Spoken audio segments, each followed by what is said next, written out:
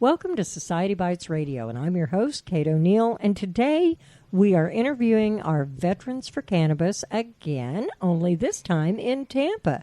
Today we are with TERRILL. TERRILL GASQUE. GASQUE. Mm-hmm.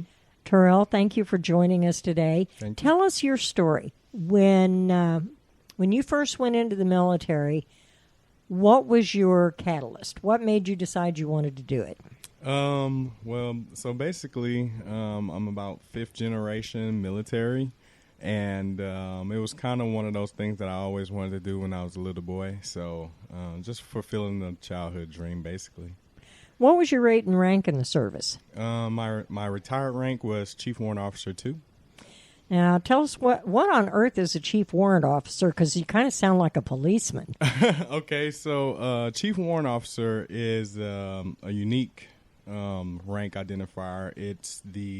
So we're officers, but not commissioned officers. We're basically the subject matter experts in our field, and we are typically the senior non-commissioned officers who have excelled at some point in their career and decided to take on another challenge.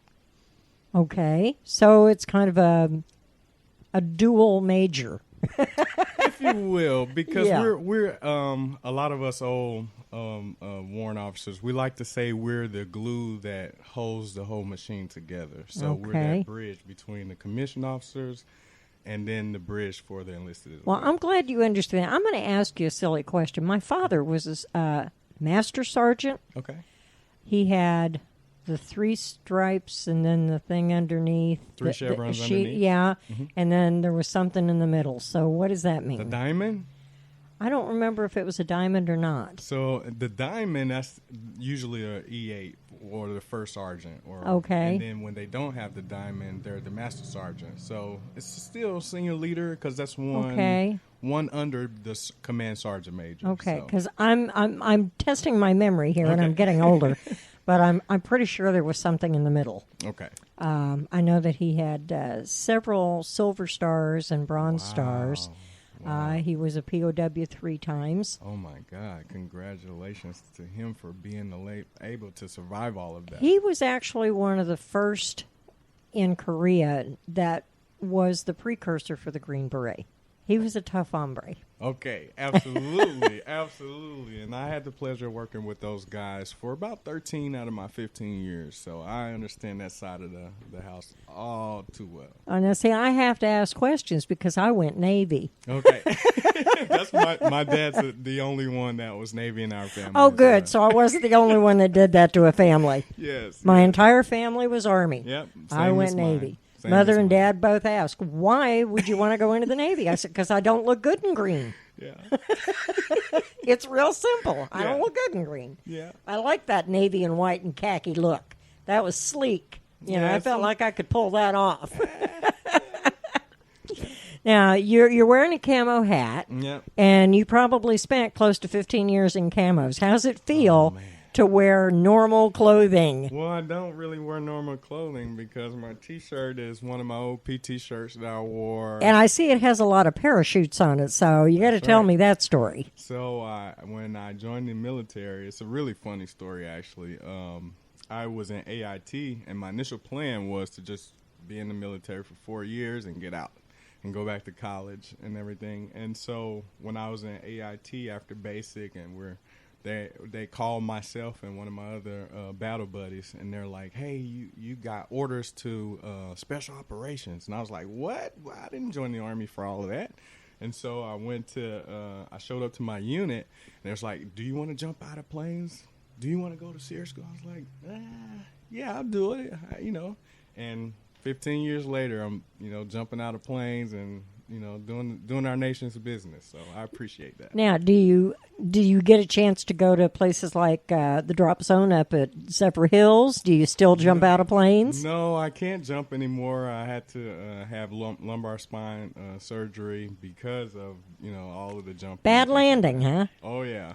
So because of that, couldn't jump anymore. But before I retired, I was at Fort Bragg, home of the airborne, right? Home of the airborne. So You are right. I got a chance to see those guys jump and relive all those old memories. So. That had to be a lot of fun for you. It was a blast. The guys who I jumped with all the time, those are brothers today, best friends. Now, do you still have the opportunity to visit these fellas? Do they come visit you? I have some of my older soldiers. They come and we visit and we fellowship all the time. Their families are friends of ours. We're all family, basically. So, yeah, I try to reach out as often as possible now that I have the time to do it. Yeah, I've often said the military is probably the largest family in the world of definitely. people who are not biologically related. Definitely. That's a bond that's very unique and special to It's very myself unique. And a lot of people. I have a hard time associating with people who have not had some form of military training, and I have always said I would hire a veteran in a heartbeat. Oh, yeah, definitely. Over a civilian any day of the week. week. There's a level of commitment there that there is. Very different. Very different. The military instills dependent nature. It teaches you to keep your commitments. There's just something about it that is very unique to any other type of club or organization out there. Absolutely. I concur, absolutely, 100%. We thank you so much for your service. Thank you. Now tell me about getting involved with Josh Linney and his Veterans for Cannabis. How did you manage to find out about all this? So it's funny. My wife and I, we were having brunch, and I saw a dispensary across the street, and I was like, I'm going to walk over there and inquire about it. And so I went over. Excuse me. I went over and spoke with a guy, and he recommended that I contact Josh Linney about the program, and I contacted him. We began to talk about different things, and I shared some of my experiences on how cannabis helped me out as I recover from spinal surgery and things like that, and how it's helped me to manage thus far, and that's how we got connected. Now, when you got connected with Josh, what was the next step? He was basically telling me that he would be able to help me kind of navigate the choppy waters of getting the licensure and everything like that. And I had a lot of questions because, I didn't want this to affect my family negatively in any way. I wanted to make sure that I was also getting the help that I needed. And with my experience with, using cannabis for pain and things like that, it's just been an overall blessing for me because I had such a hard time with opioids and things like that, and just being prescribed it for so many years to kind of mask the pain instead of, doing something to help. Yes, I can appreciate that. When I had my back surgery, that's what they filled me full of. Oh, yeah. And I took a cardboard box to my doctor, and I said, I can't do this anymore. You go through here and you tell me what I can and can't take. Right. Because I was a nervous wreck. I was Absolutely. crying constantly. Absolutely. I knew I was having a breakdown. Oh, yeah. And it was very interesting that even my own GP looked at that box and he could not believe the combination. Yes. The cocktail that they had put me under. Absolutely. He said, these drugs shouldn't even be mixed. Mm-hmm.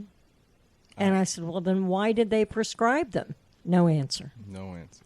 But out of the box, two pills, neither of which was an opioid. Wow. I could take. Wow. Without a reaction.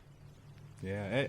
For me, my experience was, I was a different person. And, sometimes I wasn't lovable to my wife because of that. So I can relate. I had to, ask for help first, and then I secondly had to find an alternative to where I can accommodate the pain that I'm in every day without being a detriment to my family. Everybody thinks that the medical marijuana is meant for PTSD. Right. There are so many other injuries out there. Absolutely. PSD is just maybe one of many. It may be one of the largest and most commonly understood. Correct. But how many years did it take to understand that? Absolutely. Now they're starting to realize that there's a lot more that they can do. Right. I mean, our young men went to Vietnam, and look at them now. They're dying right and left because they couldn't get the treatment that they needed. Absolutely. And Desert Storm and Desert Shield, that just started everything all right back up again. Absolutely. So and the last 18 years we've been, in a conflict, and our brothers and sisters are paying the price for that when they come home. Yes, they are. And I think we should change that. I agree. What do you feel that, as an individual, you can do to help this process along? Basically just transparency on my part. I mean, it takes a considerable amount of strength to come out to the forefront and say, hey, I struggle with this. But it's a way to provide a solution as an individual. And I'm willing to stand up and say, hey, there's a stigma, but this is what the stigma doesn't explain to people. This is not the boots on the ground assessment of this alternative to prescriptions and opioids and things like that. And I think that a lot of people, if they didn't pay attention to the stigmas, they would be able to get the help that they need. So just, as an individual to speak out and be transparent and say that, hey, wait a minute, this is something that's helpful to me and my family. And I think we should look at it in a different positive light, How do you feel that by being able to be a recipient, that this has helped you personally? I think it speaks volumes. It shows that technology and the advancement of technology gives us the benefit of utilizing different avenues of approach to accomplish whatever we need to accomplish, and whether that's a mental aspect or holistic aspect or just a physical aspect. I mean, there's so many benefits to using medical cannabis, I think. Well, I can certainly appreciate that. Terrell, now that you're back home, I see you've brought your lovely wife with you. And your name is Elizabeth? Yes, is that ma'am. correct? Yes. Okay. And do you have children? We have 2 boys, 6 and 9-year-old. 6 and 9. So you actually had the children while he was still enlisted. No, they're from a previous marriage, but they're still our kids. They're still your kids. But with the two of you together, since you just got out in April, you said? Okay, so in April, so for the last, how many years have you been together? About 3 years. About 3 years. So they got to see some of the military action. Oh, yeah. Did you have to move around a lot? I came on the back end, but I came on one of the most important parts of his military career, as he says, which is when he had to go through back surgery and all of that stuff. So you were there for him to support him, and you saw what he had to go through as far as his recovery and... Oh, yeah. It was pretty rough. I don't think either one of us expected for it to be like as rough as it was. As bad as it was. How did the kids take it? I think they were kind of a little bit taken aback, and when he was first out of surgery, just kind of seeing how he wasn't able to walk on his own and seeing him, having to use a walker to help support him and stuff. I think it was a little tough on all of us, but we have just, been blessed to see him come through all of that. I can imagine that's really hard for little kids to have to watch. So now that he's involved with the Veterans for Cannabis, what difference do you see?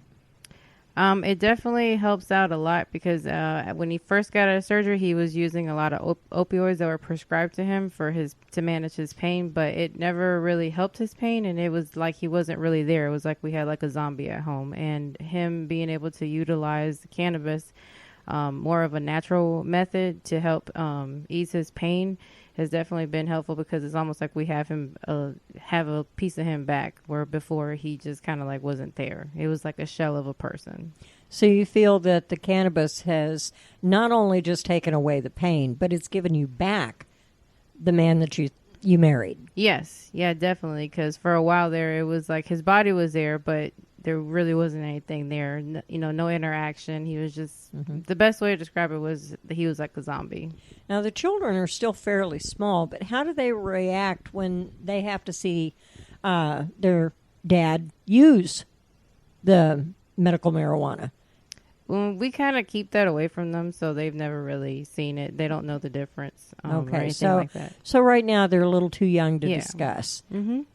Do you feel that there's going to come a time when you're going to sit down and discuss this with them? I'm pretty sure, because I mean it's made an impact in both of our lives, so definitely something that we'll talk to them about as they get older. How do you think you're going to be able to approach your children about medical marijuana versus the marijuana